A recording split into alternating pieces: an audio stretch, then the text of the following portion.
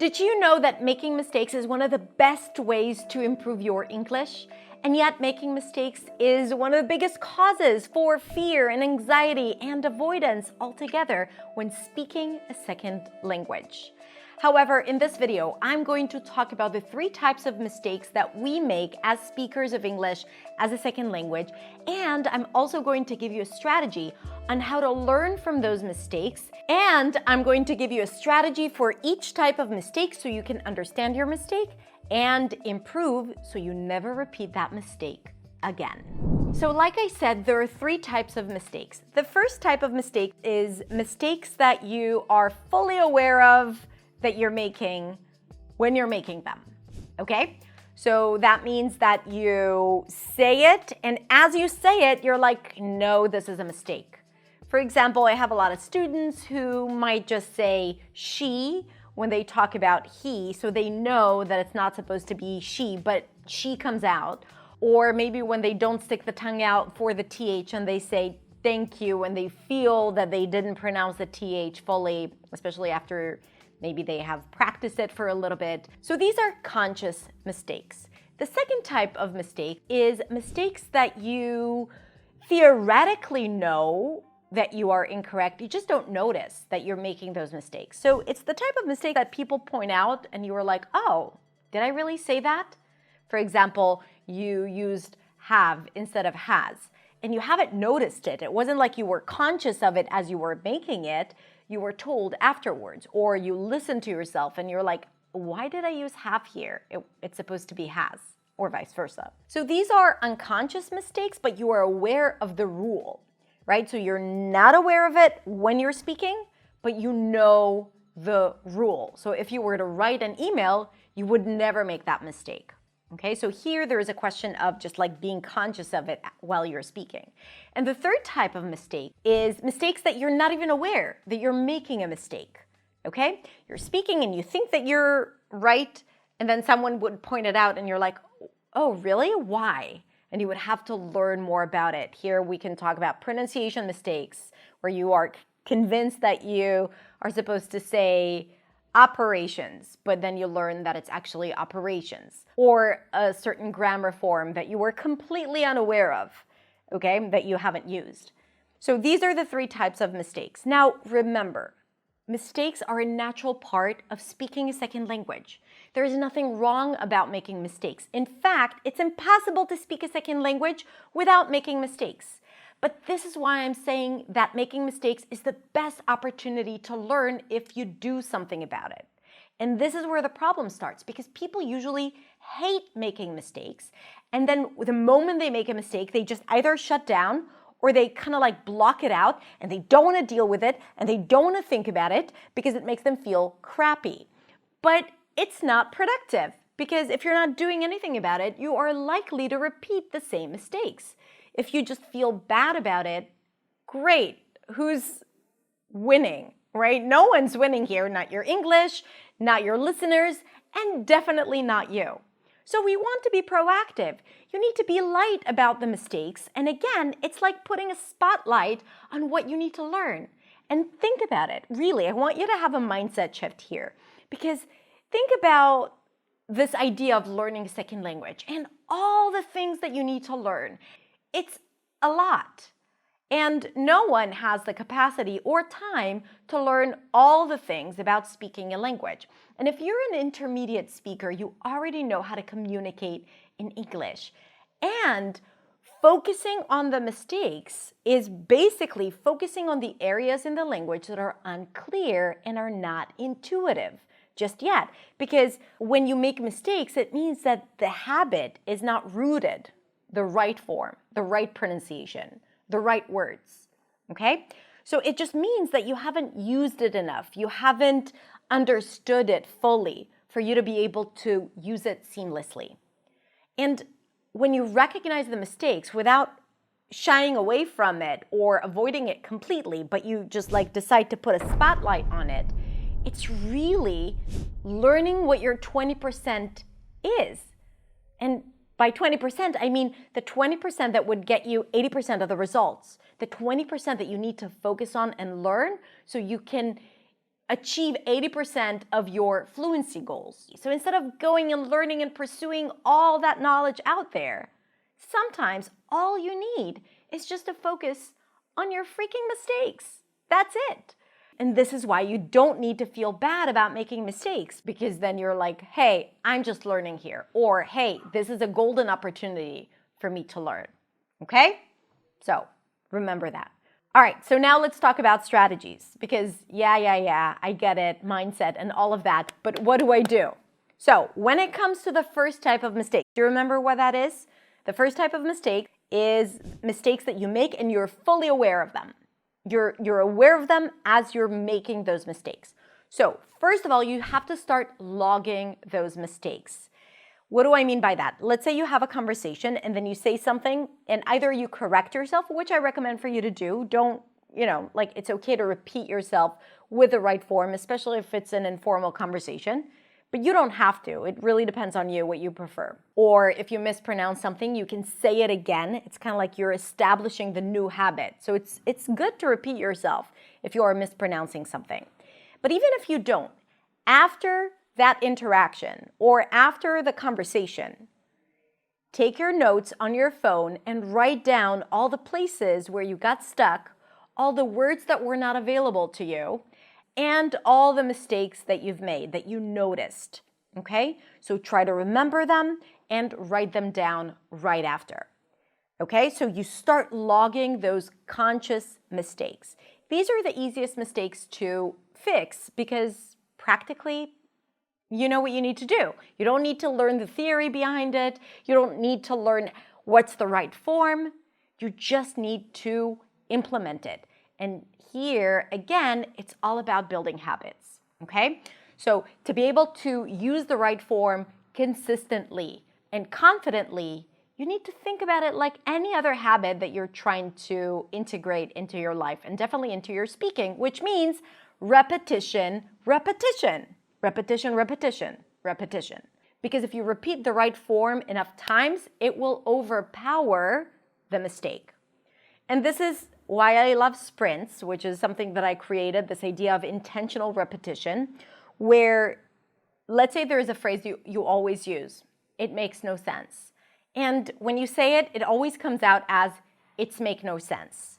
Now you know that the S needs to come after the make. It makes no sense. You know the grammar behind it. But for some reason, your tongue wants to pronounce the S first. It's make no sense. And then it's a grammar mistake. But you're aware of it. You're conscious of it. So what you can do after writing it down in your notebook is to either write this word in front of you or make it a part of a longer sentence. And then repeat it again and again and again accurately. It makes no sense. It makes no sense. It makes no sense. It makes no sense. Right? Same thing with she or he if you're confusing them, or have and has if you're confusing them and you're aware of it, or any pronunciation mistake. Repetition, repetition, repetition of the correct form. That is the best way to improve. And then, of course, there is intentional practice where you practice speaking intentionally, using intentionally those phrases or tenses, making sure that you're using the correct form. So that's what you need to do with conscious mistakes. Then let's talk about unconscious mistakes that you are aware of, which means that you know the right form, you just don't notice that you are making that mistake, okay? And for you to find out those mistakes, unlike with the conscious mistakes, is that you have to reflect on your speaking. You have to listen to yourself. You have to record yourself. And I know that some of you are cringing right now and you're saying to yourself, no, Hadar, just please don't tell me to record myself. I don't want to do that. I would do everything. I would write long documents. Just don't make me record myself. Listen, it works. What can I say? Get comfortable with your voice. Do it enough times and then it won't be an issue anymore. I know because I've been there. And I know because most of my students have been there, and I can tell you that most of them were able to overcome the cringe of recording yourself. So speaking freely, whether it's when you're in a meeting, okay, and you're recording yourself in a meeting, or whether it's you practicing speaking to yourself about any type of subject and you record yourself and then you listen back to it, this is the best way to start noticing things that you don't notice when you're speaking. Okay? So record yourself or use voice to text so you can have the computer type what you say, and then you listen back to it. So there's a little bit more work involved here. But again, like I said, it helps you focus on what you need to improve. So then you just either read the text. By the way, we use Descript. I highly recommend it for transcribing your audio. I'm going to link to it, don't worry, in the description. Or just record yourself. And then you listen to it, and then you start noticing, and then you pay attention to see if there are places where you can recognize that you've made a grammar mistake, pronunciation mistake, you used the wrong word, or you use the wrong structure of the sentence. But sometimes we can only recognize such mistakes if we listen back to it. But sometimes it happens as a speaker of a second language that you are very much involved in speaking, so you're not aware of small, tiny things that you can only become aware of or you can only notice when you listen back to yourself. And then you start collecting the data. Collect the data. It's really important. You start collecting the data. You start collecting the mistakes, and if you need to learn more the theory behind it, go and learn the theory behind it. The internet is filled with information that you can just, only learn about the specific things that you need help with. And then, like I said, create lists of sentences with the specific structure or the specific mistake that you constantly make, and then say it out loud again and again and again, and then try to use it intentionally without memorizing or without reading from a script. The third type of mistake is mistakes that you are not even aware that they're mistakes. Now here, this is a little hard to notice or to recognize without feedback, but I have a solution for this. So like I said, in the second type of mistake that you can actually speak or record a meeting and then transcribe your speech and turn it into words. Once you have the script of your speaking, whether it's speaking to yourself or to a friend or to colleagues, you can then take it to ChatGPT. ChatGPT is an AI writing assistant. I have made an entire episode just about how you can use ChatGPT for learning and practicing English. It's great, and this is where it can help you as well. So you take the entire script and you put it into ChatGPT and you just give it the prompt, can you point out my grammar mistakes? Or can you fix grammar and explain? The prompts can be super, super simple, okay? And then you would get a list of mistakes that you might have not been aware of. Now, this is going to be a little humbling because ChatGPT is going to pick on a lot of things, okay? So first of all, yes, great feedback, but also take it with a grain of salt. Not every mistake is critical, and sometimes there are things that it's okay to say, but you probably wouldn't want to write.